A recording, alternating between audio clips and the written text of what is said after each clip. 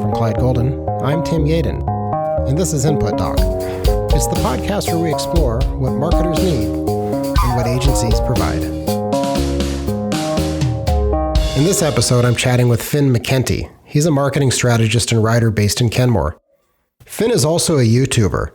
He's known as the punk rock MBA, and in only 2 years, he's amassed a following of nearly 250,000 subscribers. Here's our conversation. I just start recording in the beginning, and as I stumble into this thing, it's fascinating.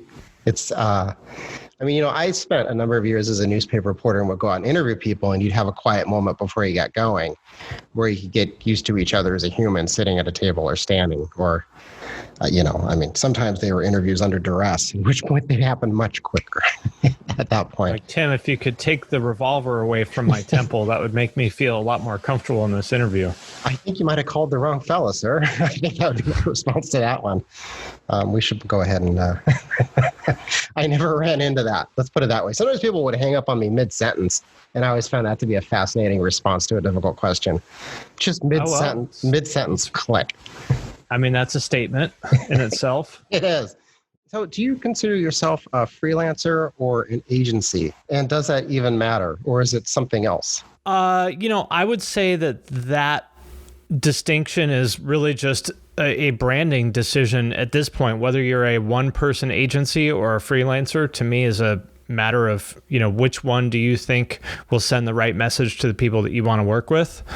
I call myself a coach at this point because the offering that I have been focusing on the last couple months is a program. It's a productized offering where I take people through a program designed to help people grow their personal brand as a way of either turning their creative passion into their income, or for people who are founder, CEO types, grow their personal brand as a way of growing their company's brand. So it's a 4-part program. We do 4 Zoom calls like this. There's some homework in between, and then there's some deliverables after the fact, but we know it's going to be 4 meetings and it costs this much. And here's the process that we're going to go through. So if that sounds compelling to you, let's do it. If it does not sound compelling to you, then all good. I'm not the person you want to work with. Here's about lifetime value versus acquisition cost, and if that is penciling out for you. And it could be it's a little early to know, and I got to get back to you in a year. Well, my acquisition cost is 0 because I just mention it like in my videos and my podcasts, and because I'm going to get like over 1 million views a month on YouTube, and somewhere around. The cost to create those would be your acquisition cost. Well, not really, because I just mention it at the beginning of a video for 10 seconds. And it's about... Sorry, you keep going, but it's to an audience that you've created over time and invested quite a bit of time into. Yes. So I get paid a bunch of ways on those videos. I get the YouTube ad money, which is pretty decent. I also have brand deals from, Skillshare and Dollar Shave Club and stuff like that. I have patrons, and then I also promote something at the beginning of it. So, you could decide how you want to think about that from an attribution modeling perspective if you want. But so it's interesting that you've made a change from a fella who probably made a lot of deliverables to people and gained a lot of knowledge and used a lot of knowledge over time to simply being charged for the value of your knowledge versus producing a deliverable. Yes, exactly. And I'm curious about the benefit to you versus on the first one, deliverables, you're going to need a team and you're going to need to scale because there's only so much that you can do. Like emotionally, There's only so many feelings you can absorb from clients. Often how I look at it, I'm going to need more people and more help here. That's a really good way to put it, actually. I hadn't thought of that. Oh my God. Yeah. And they're wonderful people, but seriously, there's only so much you can handle. And because you're solving problems for people, you're spotting their issues and working together with them to solve their problems. And you're going to need a team of people that you trust. And that alone is a massive project unto itself. And so you've turned around and created an audience over several years, and you found a niche that works, the punk rock MBA. Mm-hmm. And then now you're leveraging that into various forms of revenue, it sounds like. Yes. However, I know that YouTube is probably not going to last forever because it's just like any other, form of entertainment. Like no TV show lasts forever, other than The Simpsons. And I don't think I'm The Simpsons. So that's not going to last forever. So I've got to be thinking of where is this headed? And so that's why I spun up this coaching thing, which I can sort of keep as a side project for now. But if I ever wanted to ramp that up to be my full-time income, I think I would be able to do that pretty quickly. And ultimately where I want to go with it, and this is maybe a psychological, I put a lot of energy into managing my own psychology because I think that is a huge part of doing what we do. And in many ways, I think it's the most important part of it. A friend of mine, Aram Arslani, and if he happens to be listening, has a framework where he does executive coaching, and he thinks about it as there's a mindset and a skill set part. And the mind, a lot of people focus on the skill set part, which is a tactical way of how do you do this or that. But the mindset part is actually the prerequisite for the skill set part. And I think people oftentimes over-index on skill set over mindset. I try to do the opposite because I think if you have the right mindset, the skill set part will fall into place. So anyhow, one of the things I realized about myself is that I didn't always think big enough, and I didn't challenge myself enough. And I sometimes kind of handicap myself by setting a goal that was quote unquote realistic, when maybe I should have challenged myself to do something that was quote unquote unrealistic, but actually, these things are oftentimes self-fulfilling prophecies. So with that in mind, my I think your last question was about the big, hairy, audacious goal. Mine is to get AWS to pay me $1 million to help them understand how to more effectively tell their story, because I think they're really bad at it, and they should be setting the conversation around cloud computing, and they're not, and they should be. I think that's a tremendous opportunity for them. They're throwing off billions of dollars in cash every quarter. So if they pay me $1 million and I make just the tiniest incremental lift in their business, that was the best $1 million I ever spent. Here's a little bit about the types of coaching that you do and the content of that session, and what the promise is to somebody who would sign up, and who that audience is. Who is that person? The first kind of person is someone who wants to be a professional creator of some kind, whether that's YouTuber, podcaster, photographer, graphic designer, anything like that, because I've done all of those things and I can help other people figure out how to do it and turn that into their full-time job or something close to it. The second kind of person is someone who is the public face of a company, which would typically be the founder or CEO, but doesn't have to be. And the strategy there, generally, for me at least, revolves around thought leadership. So setting the conversation around the particular thing that they talk about, just like I was talking about with cloud computing, growing their personal brand as a way of growing their company's brand. And the reason I suggest that strategy is because if you look at social media accounts for brands, they're usually crickets. Like, nobody wants to follow a company's social accounts, because why would you? There's, the game plan here. They're just going to try to sell you shit, and nobody wants that. So as an example that everyone will understand, look at Elon Musk versus Tesla. Look at the difference between Elon's accounts and Tesla's accounts. I mean, the Tesla accounts do okay, but I mean, Elon is obviously on another level. Now, whether you like the things that he does or says, that's another conversation, but there is no question that his social media antics, and I don't really like his online presence personally, but there's no question that his online antics have added hundreds of millions of dollars of shareholder value, because I mean, that's the reason why their share price went 5x or something in the last 6 months. It's not because the fundamentals 6x'd. It's because Elon is so disproportionately good at commanding Mindshare that all these like Robinhood kids hopped on there and loaded up on the stock.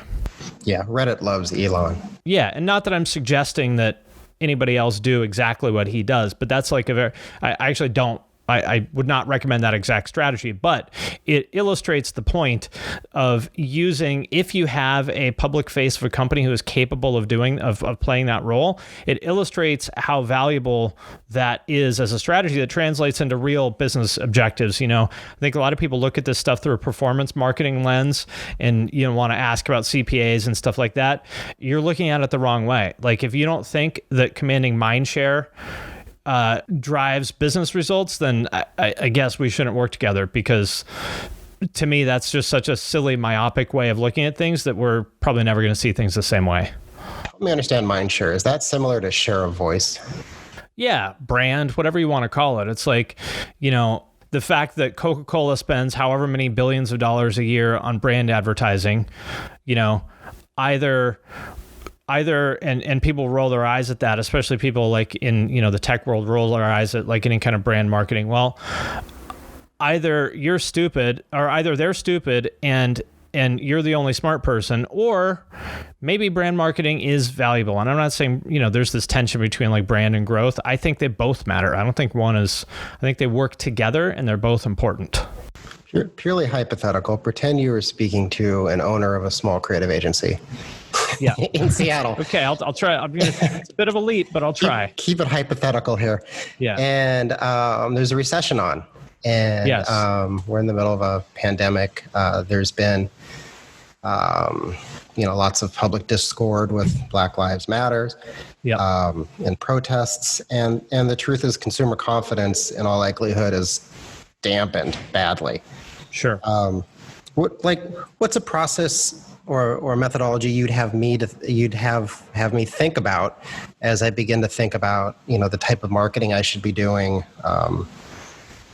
and not even channel specific, just creation of content or seeking mindshare, etc.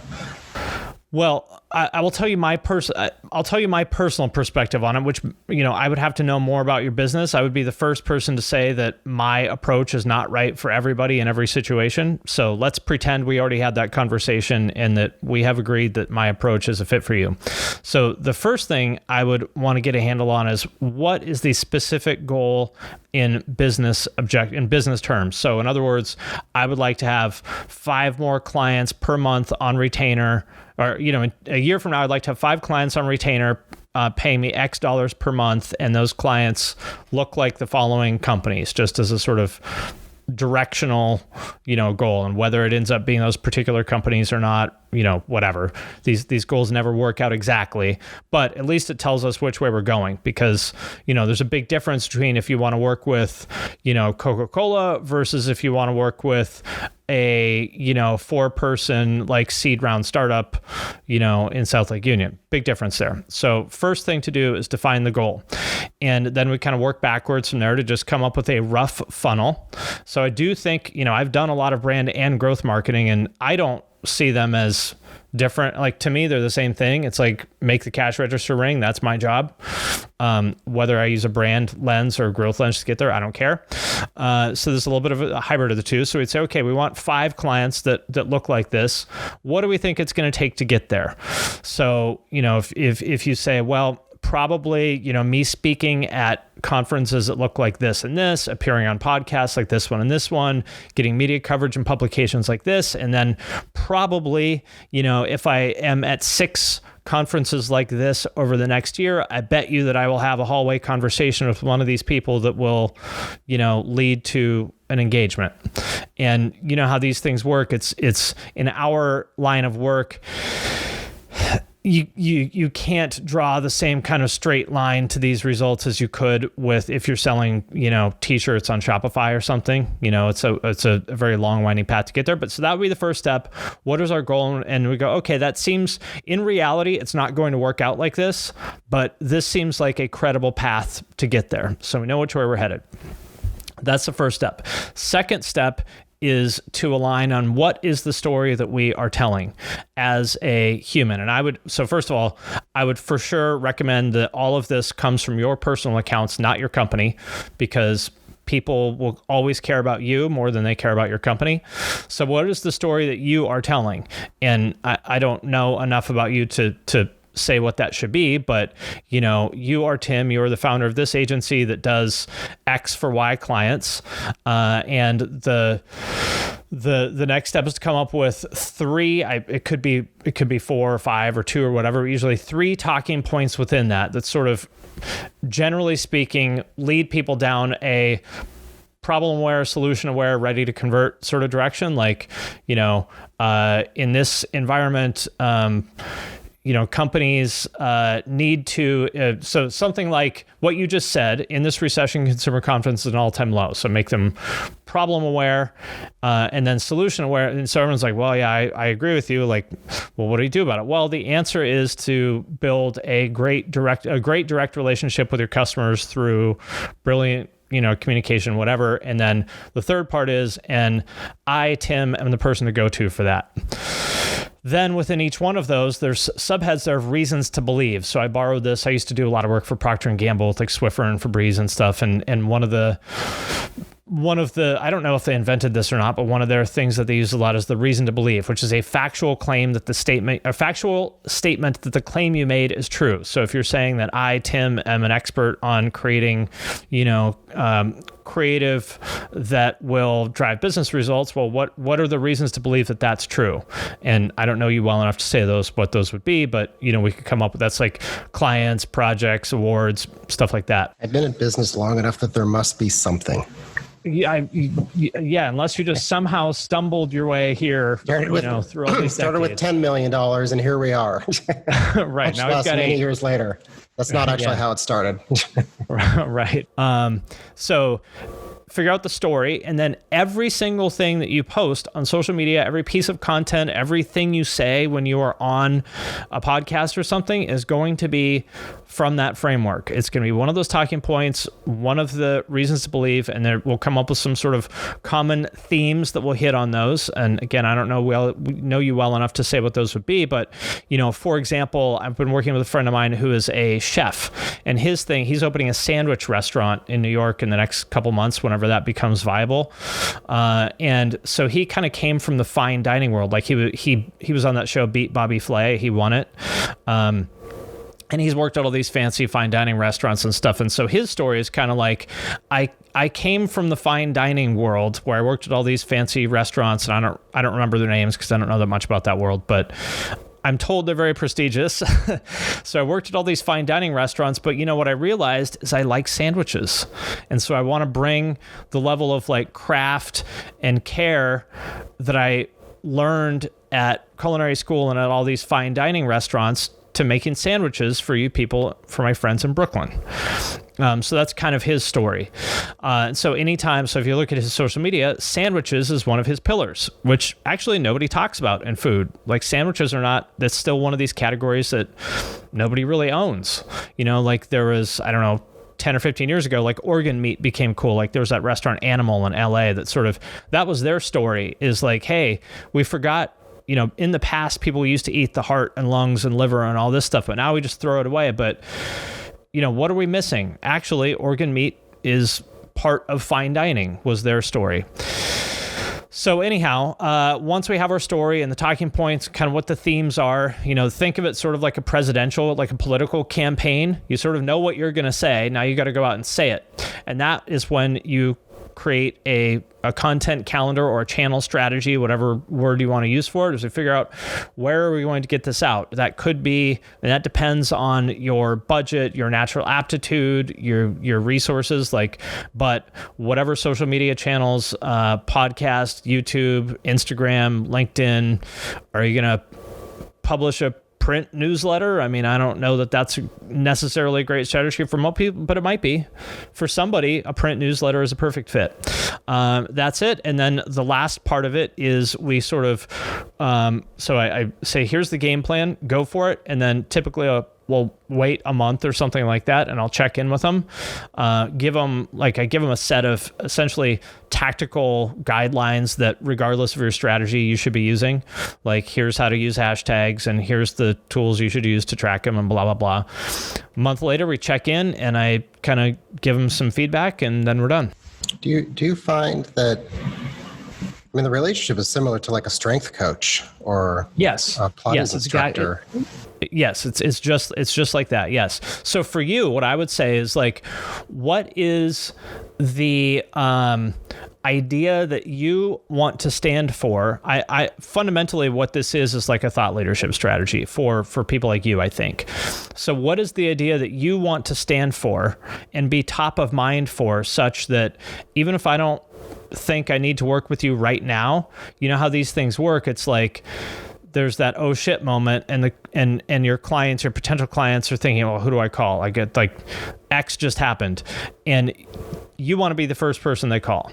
So what do you want to be top of mind for would be my question. And then once we have that figured out, well, now it's just a matter of creating the right content to get that out there. And for people like you don't need a huge audience. If you want to be a creator, like if you want to be a YouTuber, you need, hundreds of thousands or millions of views a month in order for that to be like, financially viable. But for you don't need that, because if you got 20 clients a year that are the right clients, you're good, right? Yeah, you only need a handful of them realistically, and you're just trying to, grow the accounts over time. And so, I mean, it's interesting that in talking to you, there is a certain point where your services would be hugely useful in focusing the goals of the business or executing the goals of the business. Yeah, it's interesting offering. Do you have a lot of competition? Are there others like you? Or how many others are you? I'm not sure I phrased that quite right. Yeah, there's tons. I don't know specifically how many. Go ahead, I'm sorry. I don't know of anybody sort of in my particular kind of circle that does what I do. But there are in general, there's a million personal branding or social media coaches out there. So it's far from unique. Because I don't lose a lot of sleep thinking about my competitors. I'm mostly just trying to figure out what my clients need. Exactly. And sometimes I wonder, should I spend more time understanding who my competition is? But I don't know. It hasn't happened quite yet. So that was actually kind of a question that I had for you. Has there ever been a time where you were like, got caught by surprise and you were like, oh shit, I should have been paying more attention to this person? I think the moments that I get caught by surprise are when a client comes in and asks for something outside of our core competency, and I'm pretty confident and the team's really smart, and I know that we can get up to speed and learn. There's always a moment in life where there's something you've never done, but once you've done it, you have a pretty solid sense of how to do it. And there's a first time for everything. So why can't this be the moment? And then you were talking about earlier, it takes a moment to pitch, but then you may lose out to a specialist, And those are the moments I've been caught flat-footed, where I thought, I could figure that out, or I could bring in another person and bolt on, and together I can work, my team can work through the diagnosis, and then I've got this person with the technical ability, and then from there we should be able to execute over time. Actual clients, once I have them, truly, I haunt their halls and I get to know their business, and it's kind of an ethnographic style of working. Mm-hmm. You go in and sit down and you learn everything you can about what they're doing, to the point that sometimes, we've always ingratiated ourselves well with clients and became useful in that regard, and that we knew the business inside and out, and useful that way. Being audacious is something that I've had to give myself permission to do over time. As far as I'm very intuitive, but I'm intuitive because I've read and I'm informed. But there comes a moment where you've got to, just go for it, or say, this is the big thing that I think we can truly do. And that can be counterintuitive to a guy who is methodical, Mm-hmm. So maybe the term I'm looking for is methodically audacious. And that's something I need to figure out how to do. That points to an idea that one of my professors in college had. Her kind of focus was on paradoxes, and she pointed out something that I guess maybe is obvious to most people, wasn't obvious to me, is that our strengths are the same as our weaknesses. It just depends on the context. For example, you said being methodical. I'm a very methodical, analytical, kind of rational, pragmatic person, which is great in a lot of contexts. But there's other times where it's a liability, because it means I've set the bar lower than it actually is by being, like I said, quote unquote, realistic. And so that's kind of what I'm trying to learn how to do. I'm always learning how to be better at this, is take a deep breath and, put aside the thing that has served me so well in so many other situations and say, I'm just going to trust right now that I'm just going to go with this and ignore all these alarm bells going off in my head, because I can feel right now that I'm operating out of fear, not logic. Yeah. I think that being a business owner in the middle of a recession, you have to step back sometimes and try not to operate out of fear, but ask yourself, well, what are the things that have worked in the past? And I did a bit of research on this question, right? Like when Jay Inslee told everybody to stay home, and I thought, oh dear, what's this going to do to the economy? And I began to do some research, and I think the insight I ran into was that companies that either maintained or increased their marketing spends grew at a time when most people receded. I think when the tide is rising, everybody rises. But if you can scramble ahead a few steps right now, you'll be that much further. Or the other deal was just try to hold your team together. So when the time comes that, the tide begins to rise again, you'll at least be in the boat and ready to go. Well, I have, this is my, fourth recession now. The first one was the .com one in 2000 or whatever it was, when I was first trying to get my foot in the door. And right as I was kind of starting to get a little bit of traction, that blew up and kind of sent me back to my crappy dead-end job. I was like, ugh, all right. So I rebuilt. And then again, right as I was starting to get a little bit of traction, 9/11 happened, which was not exactly a recession, but kind of, sort of. Definitely took the wind out of everybody's sails. Certainly nobody's wanting to talk about hiring a graphic designer, at that time. And then in 2008, that one as well. So I've been through a few of these, and the first two especially hit me hard. And so I've constructed my whole life in a way to be anti-fragile, knowing that these things are going to happen, from time to time. And I never wanted to be, to use your phrase, caught flat-footed again by one of these things. So this one actually did not affect me at all in any meaningful way, because I've constructed my whole life. Like our company, the one I'm a partner in, has been fully remote since day one. We've got people in like Atlanta, LA, here, Michigan. So for us, business as usual. There's some minor inconveniences, but really didn't change anything. And in fact, it helped us because everyone else, as you said, pulled back their marketing spend. And so I think it was April, Facebook ads went down like 30%, which is our main acquisition channel for that company. So I was like, great, I'm going to spend every penny we have on this. And we grew like 20% that month. So, to answer your question, and I kind of feel bad, but I guess I don't, for all the people who sort of got fat and happy and had too many free snacks and fancy offices and stuff. To those people, I'd say, well, if you didn't see this one coming, then I don't know what to tell you, because for years, everybody with two brain cells to rub together has said, like, wow, things are really overheated right now. This bubble is going to pop at some point, and I don't think anybody knows when that's going to happen. But like, if you don't construct your life such that you can survive that bubble popping, then you don't deserve to be in business. And I don't mean to be harsh, but it's just the truth. Yeah. 2008, I was a freelance copywriter, and before you knew it, I had to go get a job. For sure. And it wasn't what I wanted, but I just sort of sat down and I got to work, and in the end, I learned quite a bit. I had a job for about 6 years, and then I had an opportunity to go back out on my own, and off we go again. And this time there's a recession once again. And I remember when I started the business thinking at some point I'm going to run into recession, and my goal is just to beat this thing or to outlast it this time. Exactly. And I should be clear. I'm not at all, I don't mean to sound, merciless towards the many people who, have been doing their best to run a business responsibly and are taking a hit from this. I'm completely sympathetic to those. The people I'm sort of throwing rocks at are the people who got too fat and happy and thought it would never happen to them, and now their employees are mad because they don't get enough free snacks. Yeah. For a lot of entrepreneurs, the inside voice is occasionally sort of ruthless, and we just have to learn how to speak to other people. I run into that all the time. I'm like, don't say that, even though you're thinking that. Just keep moving. On the other hand, and I should say I have shot myself in the foot so many times in my career by opening my mouth when I shouldn't have. However, I'm also learning that at this point in my career, I have earned the right to open my mouth sometimes more than I think I'm allowed to, because the difference is when I was opening my mouth when I was 22, I didn't really know anything.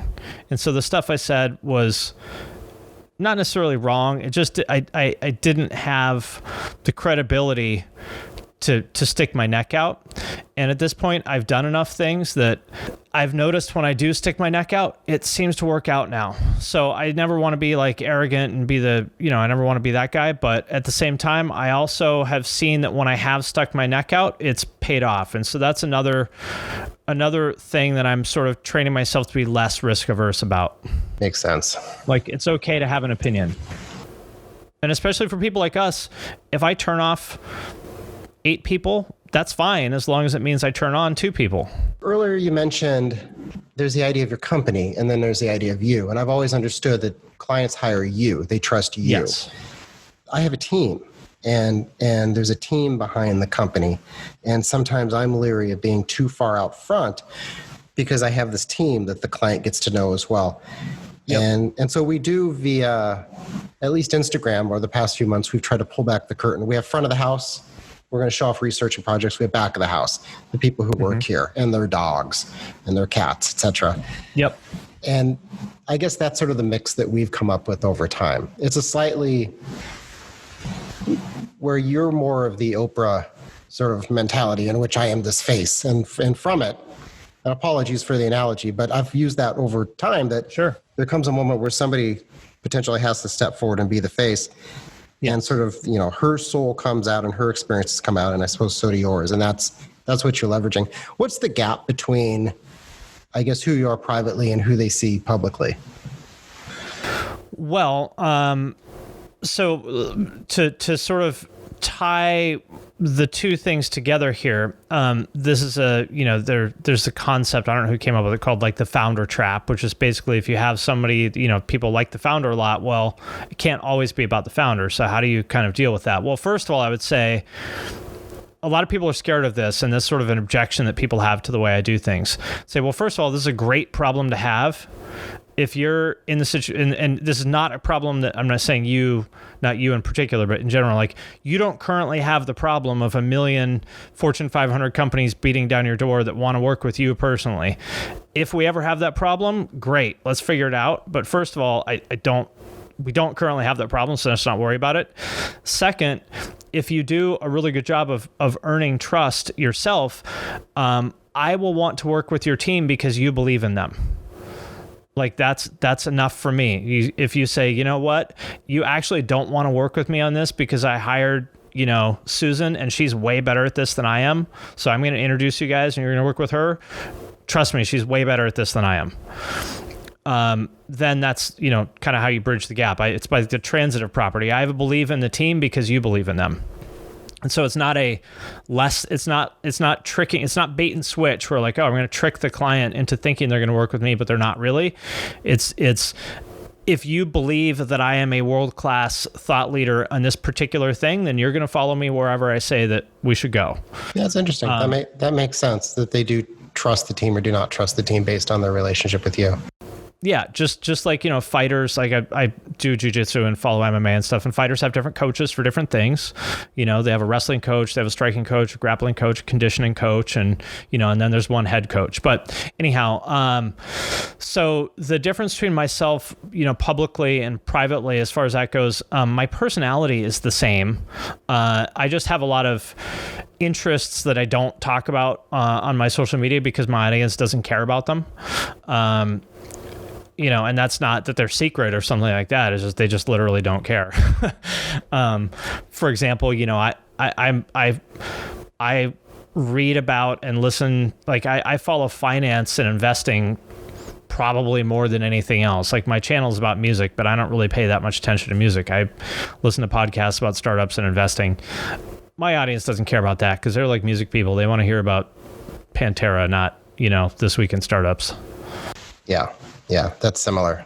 And if they were interested in those things, we would talk about those things. Oh, I would love to. Yeah. But I'm also not going to push against the river and try to force my audience to care about something that they don't, which is a mistake that a lot of people make.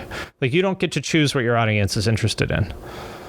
I sometimes leave Easter eggs out just enough, and people will look at, and it's amazing what they'll know about you. I've built a handful of boats over the years, and on my LinkedIn page, I have one article that I put up of a boat that I had built that had been reviewed.